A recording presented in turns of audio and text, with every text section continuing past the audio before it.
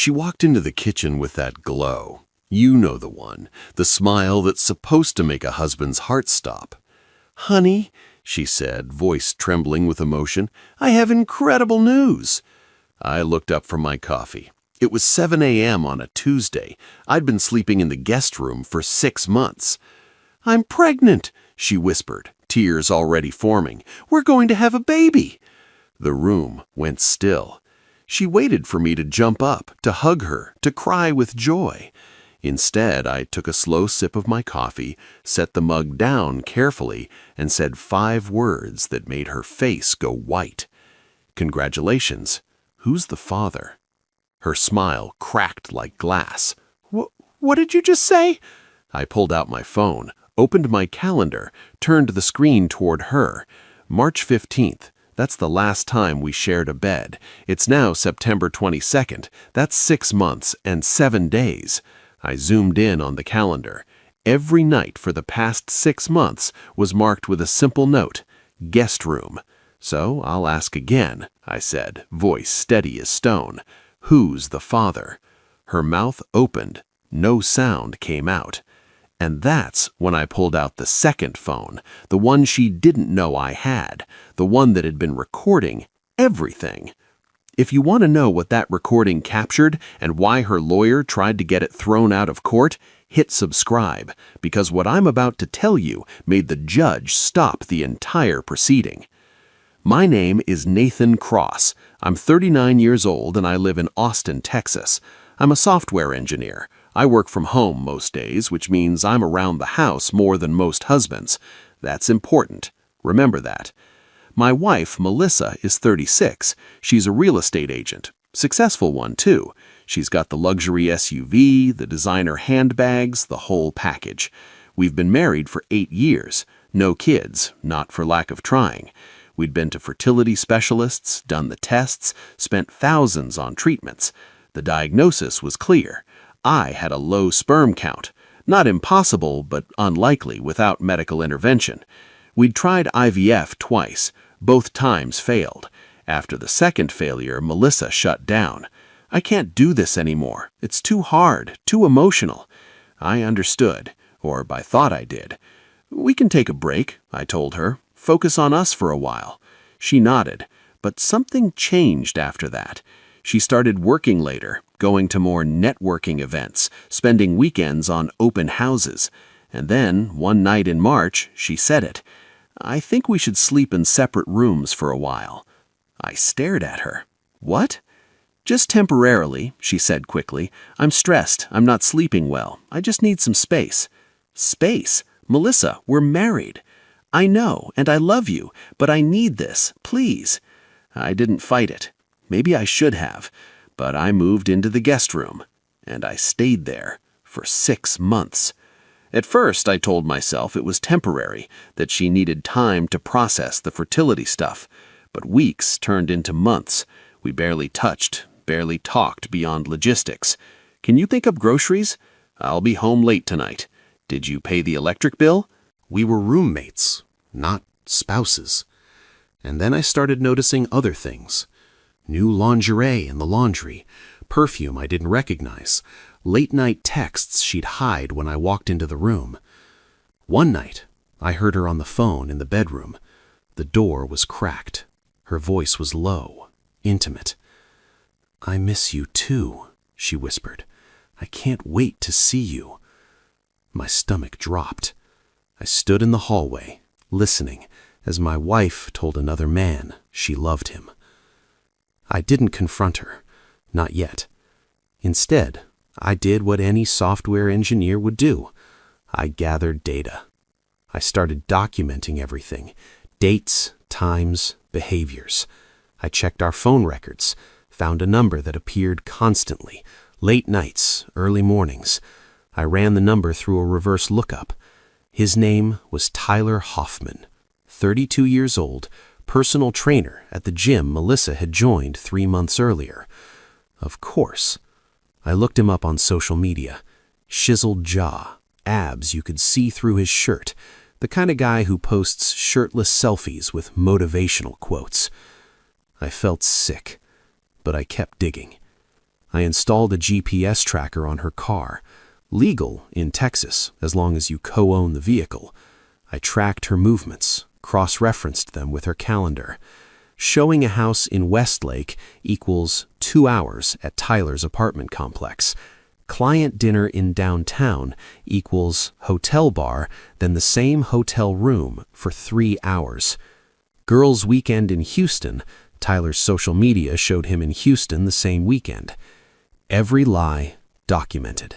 Every betrayal time-stamped. I built a spreadsheet, color-coded, cross-referenced. If I was going to do this, I was going to do it right. But I needed more than circumstantial evidence. I needed proof.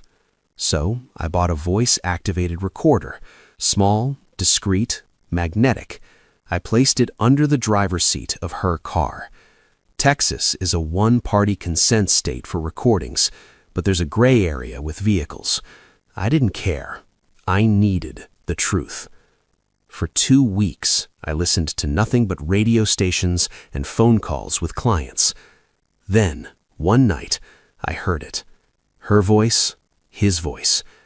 "I can't keep doing this," Melissa said. "Nathan's getting suspicious." "So leave him," Tyler replied. "You said the marriage was over anyway." "It's not that simple. There's money involved, the house, his stock options." My hands clenched. "What if we just wait it out?" Tyler suggested. "You said he's barely around emotionally anyway." Melissa laughed. "He's basically a ghost. We haven't had sex in 6 months." "Good. More for me." They both laughed. I stopped the recording, sat in my car in the driveway, and made a decision. I called a lawyer the next day. Her name was Sharon Reeves. She'd handled a colleague's divorce. He'd recommended her with one sentence: "She doesn't lose." I sat in her office and played the recordings. She listened without interrupting. When it finished, she leaned back. "How long has this been going on?" "At least 3 months, maybe longer." "And you've been in separate bedrooms for 6 months?" "Correct." She made a note. "That's going to matter." "Why?" "Because if she tries to claim any child is yours, we can establish a pattern of separation. No cohabitation, no intimacy." I frowned. "She's not pregnant." Sharon looked at me. "Not yet." I didn't understand what she meant, not until 3 weeks later. I was working from home. Melissa had a showing that afternoon. I heard her come in around 4 p.m., heard her go straight to the bedroom. Then I heard something else. Crying. I walked down the hall, knocked on the door. "Melissa, you okay?" "I'm fine," she called out, voice thick. "You don't sound fine." A pause. "Just give me a minute." I waited. 5 minutes later, she emerged, eyes red, but she was smiling. "Nathan," she said softly, "can we talk?" We sat in the living room. She took my hands. "I know things have been hard between us," she started. "I know I've been distant." I said nothing. "But I have incredible news." Her eyes filled with tears. "I'm pregnant." The words hung in the air. I looked at her, really looked at her. She was glowing, radiant, the picture of a joyful, expectant mother, and I felt nothing but cold clarity. "Congratulations," I said evenly. "Who's the father?" Her smile froze. "What?" I pulled out my phone, opened my calendar. March 15th. That's the last time we shared a bed.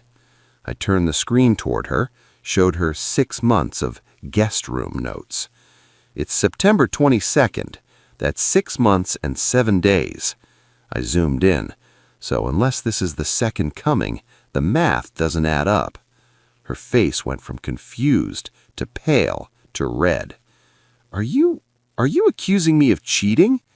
"I'm not accusing you of anything," I said calmly. "I'm asking a simple question. If you're pregnant and we haven't had sex in 6 months, who's the father?" "This is insane," she stood up. "How dare you?" "Tyler Hoffman," I said. She stopped mid-sentence. "Personal trainer, 32 years old, lives at the Riverside Apartments. You've been seeing him for at least 3 months." Her mouth opened, closed. "I have recordings, Melissa, GPS logs, hotel receipts. I know everything." She tried to recover, tried to spin it. "Okay, fine, yes, I've been seeing someone, but this baby isn't mine, because we haven't had sex in 6 months. You just said so yourself in the car 2 weeks ago." Her eyes went wide. "You've been recording me?" "You've been cheating on me," I countered. "I'd say we're even." She sat back down, deflated. For a long moment, neither of us spoke. Then she tried a different approach. "Nathan, please, I made a mistake, but this baby, we can raise it together.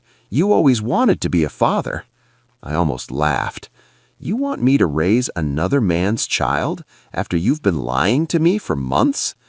People do it all the time." "Not me." I stood up.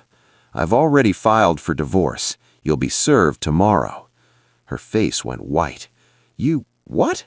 "I filed 3 days ago. I was waiting to see if you'd tell me the truth." I headed for the door. "Nathan, wait!" "Congratulations on the baby, Melissa. I hope Tyler's excited." I walked out. She was served the next morning at her office. I know because her lawyer called me within an hour. "Mr. Cross, this is Richard Dalton. I represent Melissa Cross. I'd like to discuss a settlement." "I'm listening." "My client is willing to agree to a clean split. No alimony, no claims on your assets. She just wants to move forward." "That's generous," I said. "What's the catch?" "She'd like you to refrain from discussing certain private matters." "You mean the affair?"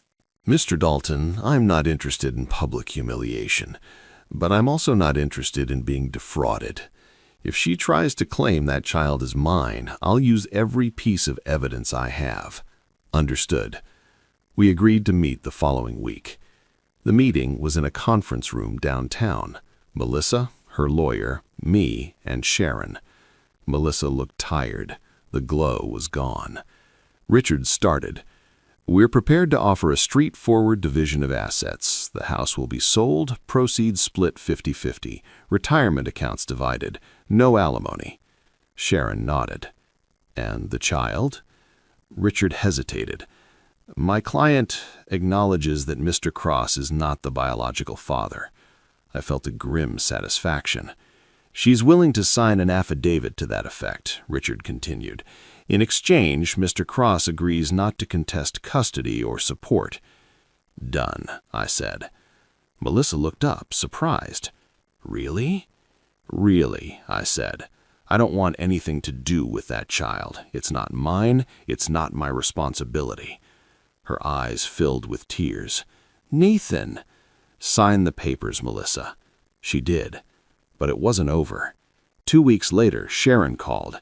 "We have a problem." "What kind of problem?"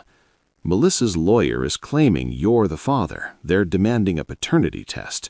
I frowned. "She signed an affidavit." "She's recanting, says she was coerced." I felt my jaw tighten. "She's lying." "I know, but we need to prove it." "How?" "Paternity test. But here's the thing. If the test shows you're not the father, we can use that to prove fraud. We can go after her for legal fees, emotional distress, everything." I smiled. "Set it up." The paternity test was done at a clinic in North Austin. I gave a cheek swab. Melissa provided medical records showing the baby's DNA. We waited 2 weeks for results. When they came back, Sharon called me immediately. "You're not the father. 0% match." "Good." "Better than good. We can now prove she tried to defraud you. I'm filing an amended petition." "Do it." The next hearing was different. Melissa's lawyer looked rattled. Melissa looked defeated. The judge reviewed the paternity results, reviewed the timeline, reviewed the recordings. "Mrs. Cross," the judge said, voice stern, "did you or did you not attempt to claim your husband was the father of your child, knowing he was not?" Melissa's lawyer jumped in. "Your Honor, my client was confused." "I'm asking Mrs. Cross." Melissa looked at the table. Yes. And did you sign an affidavit acknowledging he was not, then later recant that statement? Yes. The judge set down his pen. This is fraud, Mrs. Cross. You attempted to deceive this court and your husband for financial gain. He turned to Sharon. What are you seeking? Full reimbursement of legal fees, Your Honor, plus sanctions for fraudulent claims. The judge nodded. Granted. Mrs. Cross will pay all legal fees incurred by Mr. Cross. Additionally, she will receive no portion of the marital home or retirement accounts. Melissa's head snapped up.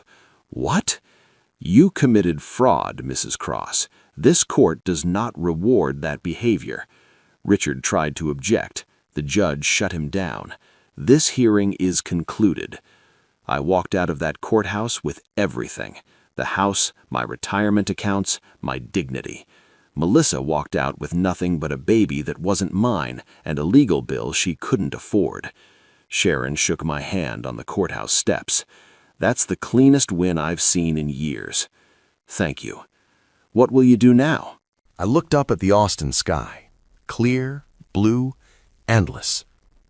Move forward. 6 months later, I sold the house. Too many memories. Too many ghosts. I bought a condo downtown. Smaller, simpler, mine. I threw myself into work, got a promotion, started traveling for conferences. And slowly, I started to feel like myself again. One day, I was at a coffee shop near my office when I saw her. Not Melissa, someone else. Her name was Rachel. She was a graphic designer. We'd met at a tech meetup. We started talking about work, about Austin, about life. She didn't know my story, didn't know about Melissa or the divorce or any of it. She just knew me as Nathan, software engineer, coffee enthusiast, guy who laughs at bad puns. And that felt good. We started seeing each other, slowly, carefully. I didn't rush, didn't push. I'd learned my lesson about trust. But Rachel was different. She was honest, direct, no games. One night, over dinner, she asked, "Have you ever been married?" I paused. "Yeah, it didn't work out." "I'm sorry." "Don't be. I'm better off." She smiled. "Good, because I like who you are now." And I realized something. Melissa had tried to trap me with a lie, but the truth had set me free. I heard through mutual friends that Melissa had the baby, a boy. Tyler wasn't in the picture, left when things got complicated. She was raising the kid alone, working 2 jobs to make ends meet. Part of me felt bad for her, but a bigger part remembered the recordings, the lies, the attempt to make me responsible for a child that wasn't mine. She made her choices. Now she was living with them. A year after the divorce, I got a message on LinkedIn from Melissa. "Nathan, I know I don't deserve a response, but I wanted to say I'm sorry for everything. You deserved better. I hope you're happy." I stared at the message for a long time. Then I deleted it. Not out of anger, not out of spite, but because I'd moved on, and she was part of a life I didn't live anymore. 2 years later, Rachel and I got married. Small ceremony, close friends, no drama. We honeymooned in Italy, ate too much pasta, drank too much wine, laughed until our sides hurt. And one night, sitting on a balcony overlooking the Amalfi Coast, she took my hand. "I'm glad I met you," she said. "Me too. Do you ever think about before?" I looked out at the water. "Sometimes, but not the way you'd think." "What do you mean?" "I don't miss it. I don't regret it ending. I just learned from it." "What did you learn?" I turned to her.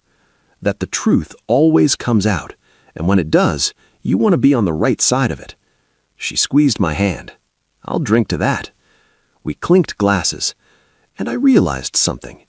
Melissa had tried to rewrite history, to make me the father of a child that wasn't mine.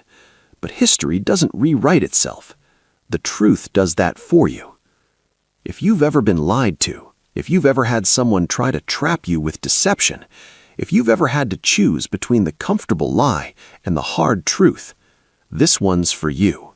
Comment truth if this story hit home. Hit subscribe for more stories about the quiet power of knowing when to walk away.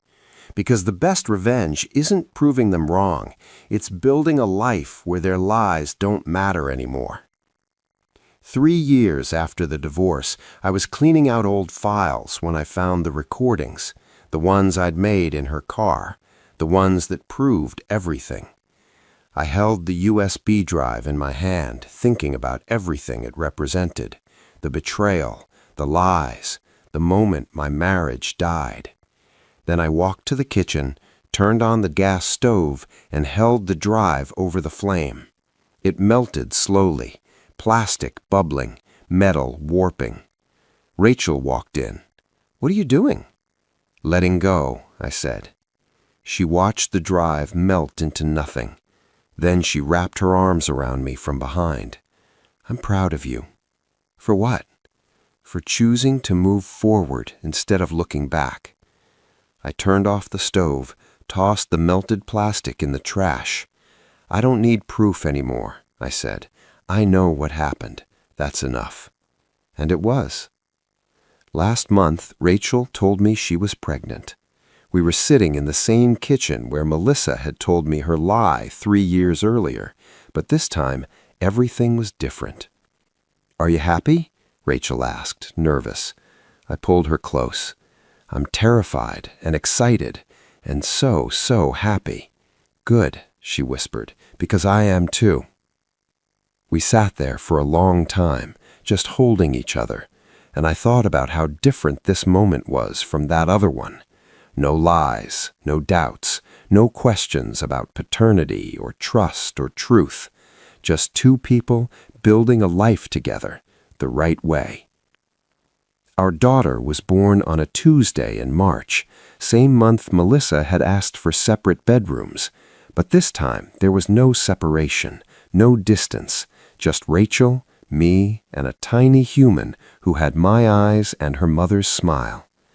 I held her in the hospital room, this perfect little person, and felt something I'd never felt before, complete peace. "What should we name her?" Rachel asked. I looked down at my daughter. "Hope." Rachel smiled. "Hope Cross. I like it." "Me too." Because that's what she was. Proof that after betrayal, after lies, after everything falls apart, you can still build something beautiful. You just have to be willing to start over with the truth.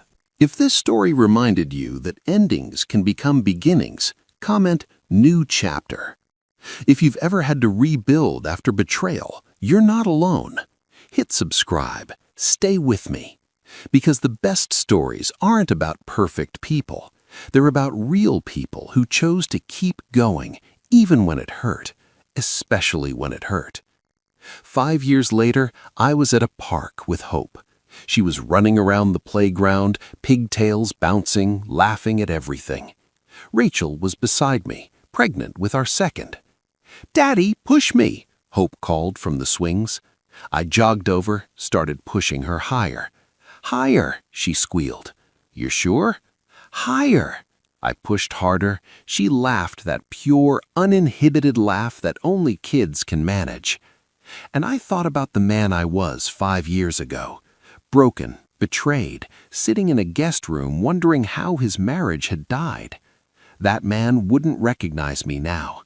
This man, father, husband, builder of a life that's real, he's someone I'm proud to be. "Daddy, watch this."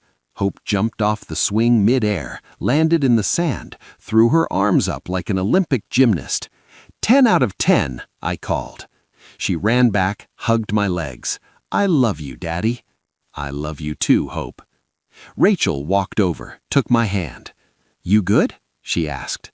I looked at my daughter, at my wife, at the life we'd built from scratch. "Yeah," I said, "I'm good." And I meant it. Because the truth didn't just set me free, it gave me everything I never knew I needed.